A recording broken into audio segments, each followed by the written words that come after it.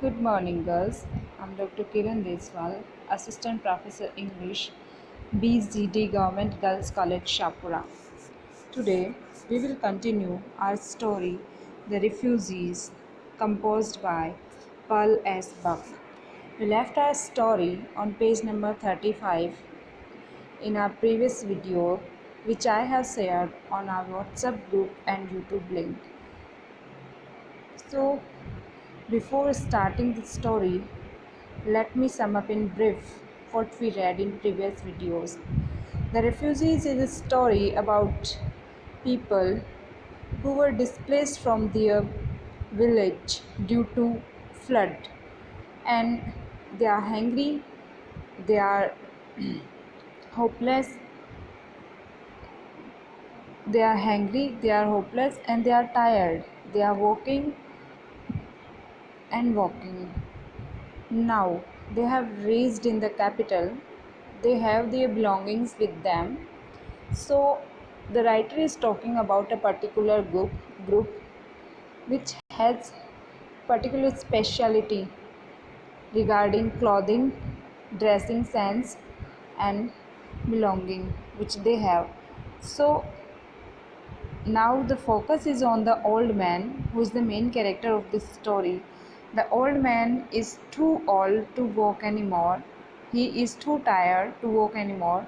So he stops at a place, and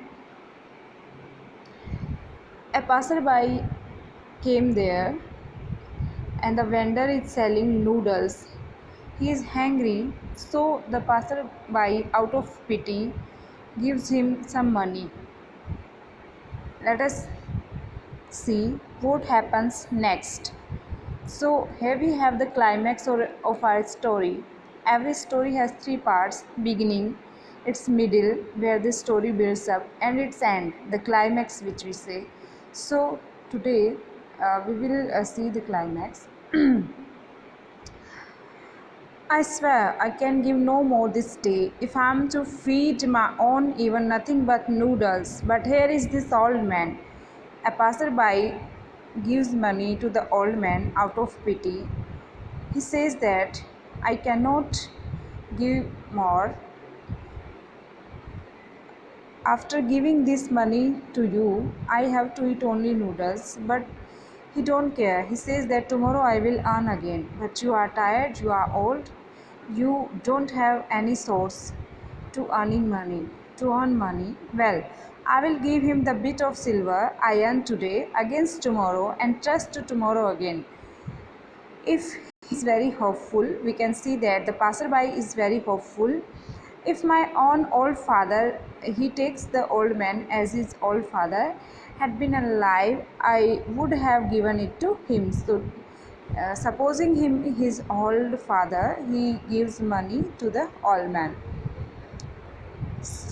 He fumbled and brought out of his ragged girdle a bit of a silver coin, and after a moment's hesitation, he hesitates. Why? Because it is the money which he earned by hard work, of whole day's hard work, and he mutters. He added to it a copper penny. He thinks that this is not enough, so he adds a copper penny also. Their old father, he said with a sort of bitter heartiness. Here we have oxymoron. Two different adjectives are put together by the writer. Bitter heartiness means he is giving the money out of pity, but there is a bitterness in his heart that this is the money which I have earned by doing hard work, and I am letting this go. But he is helpless because has he has to help the old man. Let me see you eat noodles. He gave him the money so that the old man can have some food. The old man lifted his head slowly. When he saw the silver, he would not put out his hand because he was not greedy. He was a man of self respect. He said, Sir, I didn't beg of you. Sir, we have good land and we have never been starving like this before. The old man replied that, Sir, I didn't beg of you, why are you giving me money? I didn't ask for money from you, sir. We have good land and we have never been starving like this. This time the situations are out of control, that's why we are starving, but we have good land and the land is sufficient to feed us, having such good land. But this year, what happened this year? The calamity broke, the calamity fell down. But this year, the river rose and man starved even on good land at such times. Because the situation was out of control, the whole land drowned in flood. So, we have no seed left. Everything went into water. Even we have eaten our seed.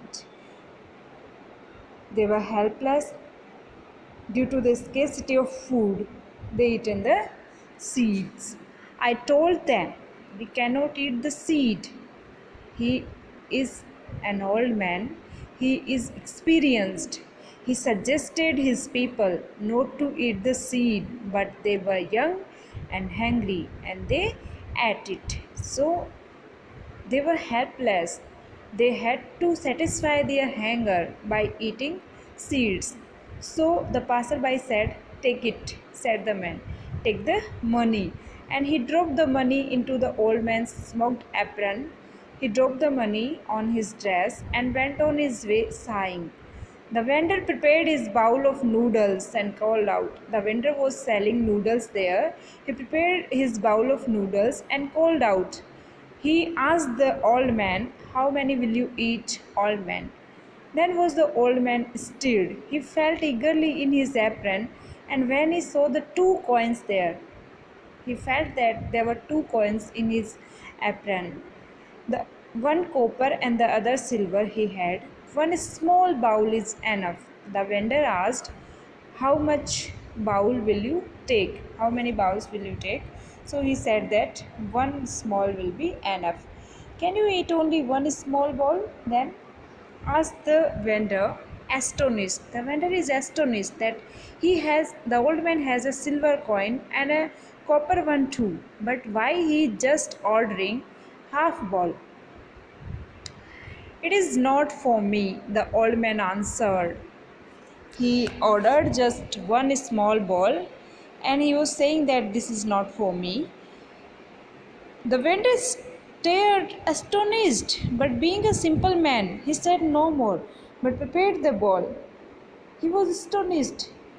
Not for him, then for whom? The bowl is ordered. And when it was finished, he called out, "Here it is," and he waited to see who would eat it. He was curious to know for whom the order is made. Then the old man rose with a great effort and took the ball between his shaking hands and he went to the other basket. There, while the vendor watched, the old man pulled aside the quilt. We know that the old man also has a burden of 2 baskets. In one basket, he has quilt and cauldron. In other one, he just have the quilt. So the old man pulled aside the quilt until one could see the shrunken face of a small boy lying with his eyes fast closed.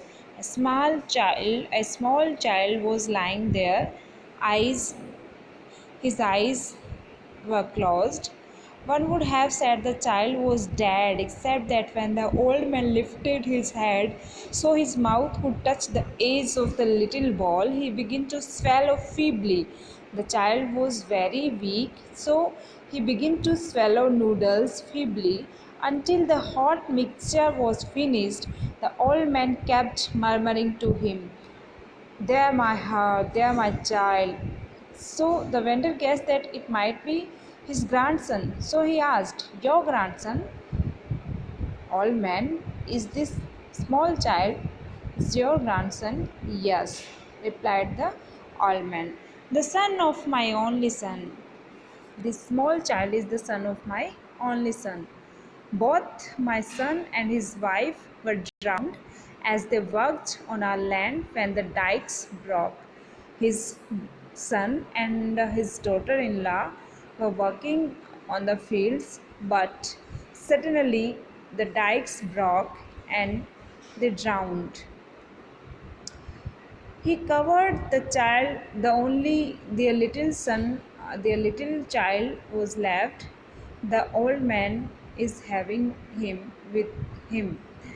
He covered the child tenderly and then, squatting on his haunches, he ran his tongue carefully round the little ball and removed the last trace of food then. And though he had been fed, he handed the bowl back to the vendor. But you have the silver bit. You can order another one bowl for you also. That is for seed, cried the ragged vendor, yet more astonished. The vendor is surprised why the old man is not ordering anything for himself. When he saw the old man ordered no more, the old man shook his head and replied, "That is for seed," he replied. "As soon as I saw it, I knew I would buy seed with it because the people have left nothing for seeds. They ate up all the seed, and with what shall the land be sown again?" So, it is a concerned question. I'm concerned about that when the water will be less. So, how will be the land sown again? If I were not so poor myself, the vendor is also poor. So he replied that if I were not so poor myself, I might even have given you a ball, but to give something to a man who has a bit of silver, he shook his head puzzled. I cannot give a bowl of noodles free of cost to a man who has a silver coin. I do not ask you, brother. The old man is very cool. He's a man of self respect. He's a man of having great patience. I do not ask you, brother, said the old man. He replied very gently that I didn't ask for the noodles from you. Well, I know you cannot understand, but if you had land, you would know it must be put to seed again. I'm a farmer, I have land. So only I can know the importance of seeds. But if you had land, you would know it must be put to seed again, or there will be starvation yet another year. If we do not put seeds in the land, another again we will face the starvation. The best I can do for this grandson of mine is to buy a little seed for the land. Yes, even though I die and others plant it, the land must be put to seed. It's my determination. He is very determined that the land should be put to seed. Doesn't matter if I dies, someone other will show that. He took up his load again, his all legs trembling, and staring his eyes down the long, straight street he staggered on. He started walking again. So he is very determined, he is very hardworking, he is very hopeful. Thanks for watching.